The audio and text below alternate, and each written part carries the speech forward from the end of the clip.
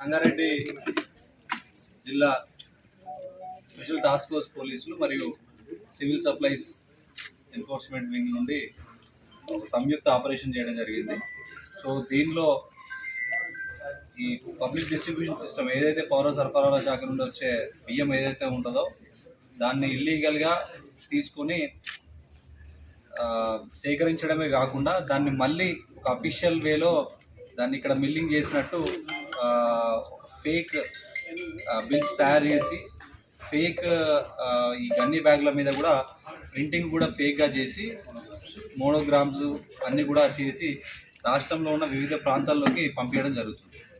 So ముఖ్యంగా ఇక్కడ ఇందులో మెయిన్ అక్యూజ్డ్ వచ్చి ప్రభాకర్ రెడ్డి అని ఇతను నిజామాబాద్ బోధన్ జిల్లాకు చెందిన అతను. ఇతను రైస్ మిల్ ఉంది. సో ఈయన ఈ పీడిఎస్ రైస్ని యూజ్ చేసుకొని అధిక లాభాలు ఆర్జించాలనే ఒక దురుద్దేశంతో ఏదైతే ప్రాసెస్ ఎట్లుంటుందంటే ఫస్ట్ గవర్నమెంట్ వరి వచ్చిన తర్వాత వడ్లను కొన్న తర్వాత మిల్లులకు ఇస్తారు. మిల్లులకు ఇచ్చిన తర్వాత ఆ మిల్లు వాళ్ళు పట్టించి మళ్ళీ బియ్యాన్ని గవర్నమెంట్కి ఇవ్వాలి.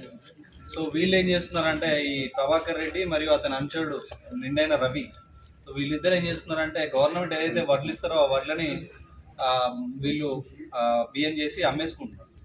దాని తర్వాత ఎప్పుడైతే గవర్నమెంట్ మళ్ళీ ఎఫ్సిఐ గోడం నుండి మళ్ళీ ఎందుకంటే ఇవ్వాల్సి వస్తుంది, మళ్ళీ ప్రజలకు పంచాలి కాబట్టి మళ్ళీ ఇవ్వాల్సి వస్తుంది. ఇవ్వాల్సి వచ్చినప్పుడు ఆల్రెడీ ప్రజల దగ్గర ఆల్రెడీ ఉన్న రైస్ను ఈ రీటైలర్స్ దగ్గర నుండి చిన్న చిన్న మొత్తంలో సేకరించి తక్కువ ధరకు సేకరించి మళ్ళీ దాన్ని అందరినీ వాటన్నిటిని కూడా ఇక్కడికి తీసుకొచ్చి దాన్ని రిఫైన్ చేసి ఆల్రెడీ అందులో చెత్త చెదరం అంతా ఉంటే మళ్ళీ తీసి మళ్ళీ ఒకసారి మళ్ళీ ఒక ఫిల్టరింగ్ చేసి జల్లడబట్టి దాన్ని మళ్ళీ ఫ్రెష్గా మిల్లింగ్ చేసినట్టు చూపించుకుంటూ ఈ గవర్నమెంట్ సీల్స్ ఏదైతే మోనోగ్రామ్స్ ఉన్నాయో ఆ మోనోగ్రామ్స్ కూడా ఇల్లీగల్, యాక్చువల్లీ వాళ్ళకి ఆథరైజ్ లేదు.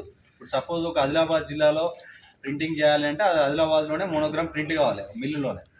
ఆదిలాబాదులో ఉన్న ఇండస్ట్రీస్, వరంగల్లో ఉన్న ఇండస్ట్రీస్ మిల్లింగ్ చేసినట్టు మన సంగారెడ్డిలో ఆ ప్రింట్లు తీసి దానికి ఈ రవాణాలో ఇబ్బంది కాకుండా ఒక ఫేక్ ఈవే బిల్స్ అనేవి క్రియేట్ చేస్తున్నారు. అంటే పోలీసులు పట్టుకున్న సివిల్ సప్లై అధికారులు పట్టుకున్న ఆ బిల్స్ చూపించడానికి ఒక ఫేక్ బిల్స్, ఈవే బిల్స్, అంటే హైదరాబాద్ నుండి వరంగల్ పోవాల్సిన బియ్యాన్ని ఇక్కడ నుండి పంపించుకుంటూ ఆ ఫేక్ ఈవే బిల్స్ క్రియేట్ చేసుకుంటూ ఈ ఇల్లీగల్ బిజినెస్ని తయారు చేస్తున్నారు.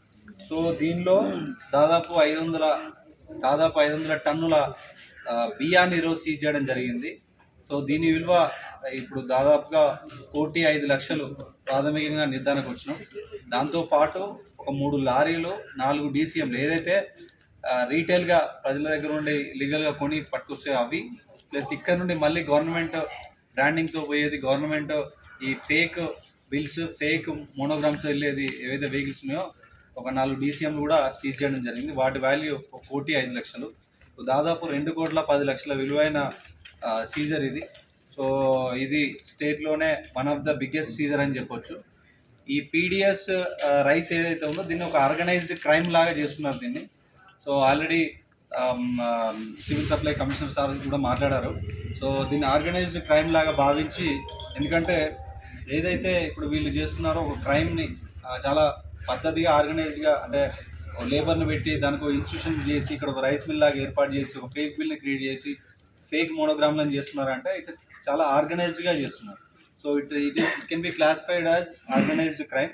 సో దీన్ని అట్లాంటి నేరంగా భావించి దీని మీద చాలా కఠిన చర్యలు తీసుకోవడానికి కేసు రిజిస్టర్ చేస్తున్నాం. అండ్ దీనిలో ఇంకెవరెవరు ఉన్నారు ఏంటనేది కూడా చాలా లోతుగా ఇన్వెస్టిగేషన్ చేయడం జరుగుతుంది. సో దానిలో ఎవరున్నా కూడా వాళ్ళందరినీ కూడా కఠిన చర్యలు తీసుకోవడం జరుగుతుంది. వాళ్ళకి మన సివిల్ సప్లై సైడ్ నుండి కూడా వాళ్ళ రైస్ మిల్కి సంబంధించి వైలేషన్స్ ఏముంటే వాటికి సంబంధించిన పనిష్మెంట్స్ కూడా వాళ్ళకి ఇవ్వడం జరుగుతుంది. సో ఇవన్నీ కూడా ఈరోజు సివిల్ సప్లై అధికారులకు మళ్ళీ అందివ్వడం జరుగుతుంది. ఇంకా ఫ్యూచర్లో ఇంకేమున్నా కూడా వాటన్నిటి మీద కూడా ఇట్లాంటి మనం ఒక రకమైన ఉక్కుపాదం అనేది మోపడం జరుగుతుంది.